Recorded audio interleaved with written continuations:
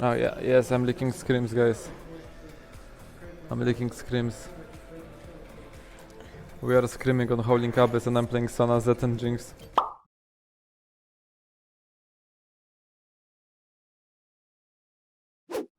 Why do you ask me so much about Upset? Like, Upset's a good player, sure, end of story, right? Is he better than Rekkles? I don't think so.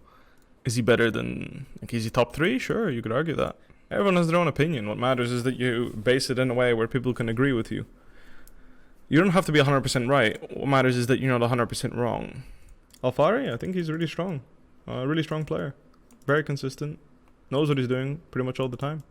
Thoughts on overall strength of LEC this split? I think my thoughts are that it's early on in the split, and as always, early on in the split, there's a lot of people that grind earlier in the off season than others because their run ended much earlier. So around week 6 is when I'll actually have a look at how the teams are actually looking, because I think that a lot of teams peak early on in the split and then fall off later, which is obviously not what you want to be happening. You want the opposite, ideally. Do I think Selfmade is the best jungler in LEC? I do think so, yes. I think he's heaps and bounds, like, how is it? Leaps and bounds? I think that's the saying. Ahead of everybody else. And the games he played this weekend showcased that. There we go, leaps and bounds. I think he's well ahead of everybody else. Any top laners that are as good as me? Not many. I don't think there's any that are as good as me, but there's a lot of them that are better. I think it's hard to find someone that's on par with another player. I know there's better players than me, that's for sure. It's just equally good? I haven't found many. How would I say Kryze performed against me yesterday? Not very well. I think he played the matchup quite poorly. I think he needed, like, especially because he opted into taking Resolve, which means that he actually has to, like, put his body on the wave and actually contest me.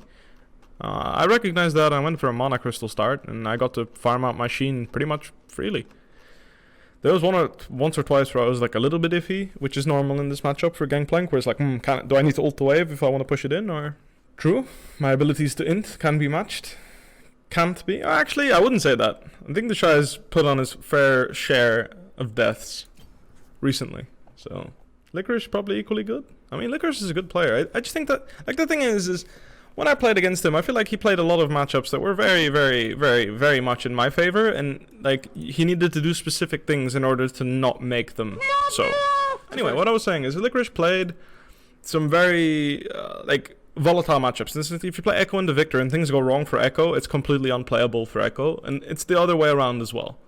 And then I played that match. I played the game I played Jace and Aatrox. He was doing fine. Like, he was playing well, which is a matchup that was very much Jace's favorite too.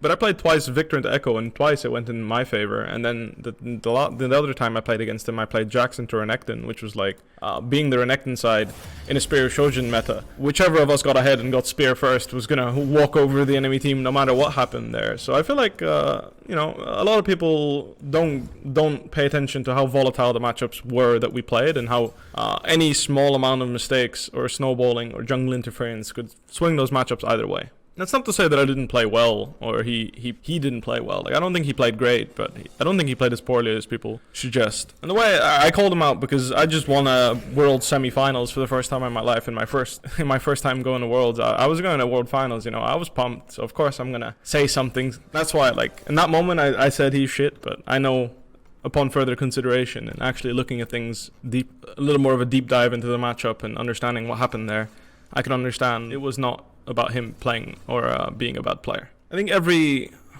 exceptional player has his inting moments. For example, Faker not flashing Varus's ult flash in 2017 World Finals. People don't really look at that as a huge int, but realistically speaking it is. People looked at Nemesis not flashing Nautilus's hook. That's about the same thing. Wunder got stomped by Alfire. Does that scare you? You think that's just because G2 didn't practice a lot? I mean, he played a matchup that was very hard to play and navigate, and he messed up. That's the way things go. Wukong and the Gangplank can go either way.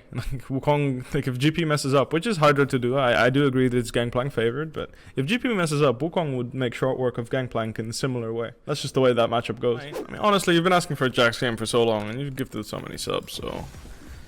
If I'm not picking Jax into Camille, then there's something wrong with me too. So here you go. I'll slam a Jax game.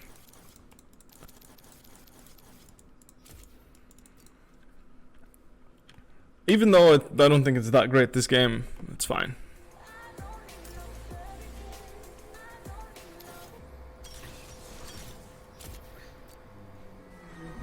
They have 0 autofills. 0, and we have double autofill bot lane. Honestly, this game is dying. I'm gonna play Dota from tomorrow on. The web is good.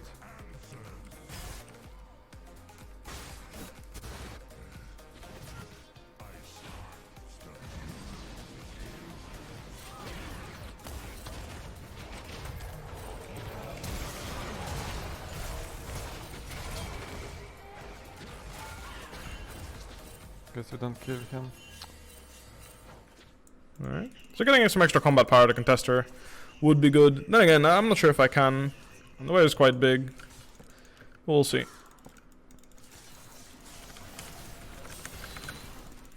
Well, she messed up that trade quite badly. So I'm going to be annoying about it, that's for sure.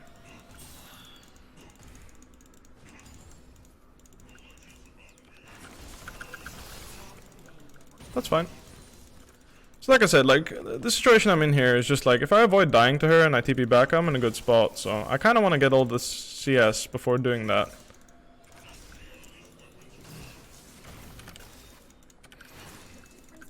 I might have to use flash here depending on what she does. She has W soon, but I should be fine anyway. It won't kill me. So she chunked. So the thing is, she used flash and lost a lot of HP there, which she has a potion in double door and sure, but what she forgot is that I have teleport, so I'm gonna TP back here. You know what? I'm gonna grab one of these, and now she's in a position where I'm gonna lane lock her for a while. And sure, she denied me some CS and all, but I'm gonna be able to put her in an awkward position for a while here. I'm gonna slow push my wave. I don't want to fast push.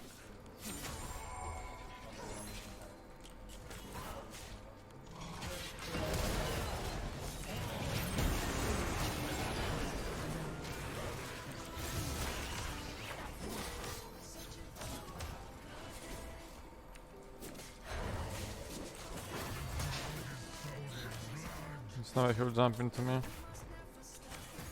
It's a pretty slow lane, but again, when you're stronger, nothing's wrong with that. Or when you outscale somebody, nothing's wrong with that. Like I said, it's on her to make sure that I don't scale, and right now she's not stopping me from scaling. So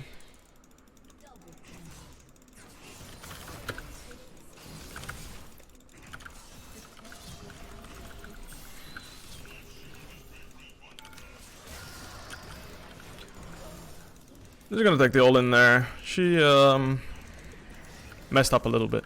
So, and by a little bit, I mean actually just a little bit, because that's just how little it takes for Jax to take over this matchup.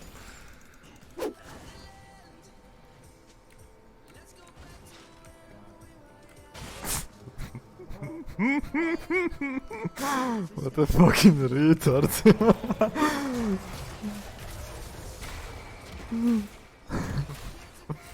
Two monkeys met in the bot lane.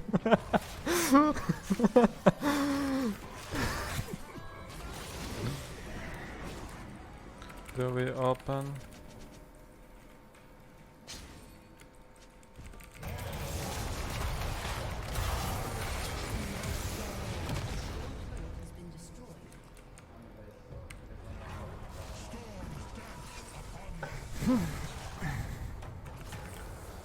Fuck this game, honestly. This autofill system. Fantastic. Honestly, like, we should be just allowed, like, players like us, like me, Camille and Syndra. We should be allowed to just leave the game without punishment at this point. I'll go mid first, and then I'll look into bot side. Soraka's already there, so I can actually just hard contest and freeze bot. Flush. Rekkles just challenged her. No fear. Seems like I can get my bot wave just fine here, so I'm gonna go ahead and do that. I go Blade Durin King and then I go Triforce usually. I don't like I build Starks later on if I need it, but Starks is not an item I often end up buying on Jax because I quite like the Titanic Hydra as a damage option. I also think Death Stance is way too OP right now not to build, so usually my build ends up looking something like Blade of the Ruin King, Triforce Death Stance. That's usually what my build ends up looking like. I'm gonna move mid here because nowhere else to go really.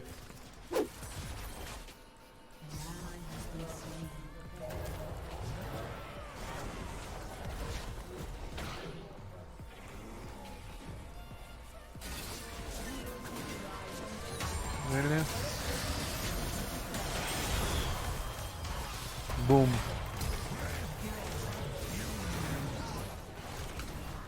That was a... I'll catch her. Let's wait until the movement speed is out and then Q on her.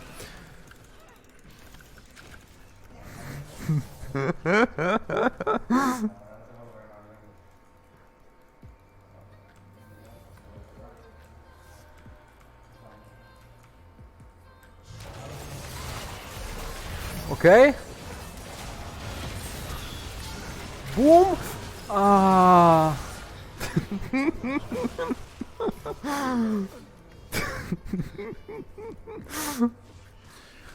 Well, that's pretty much game over. I think enemy team can FF it, to be honest. Sounds a bit negative or rude or whatever, but it's just our champions are too good against theirs. For example, Jax being this far ahead of Camille is just a complete disaster for Camille. She won't be able to ever come back into the game unless I chain int.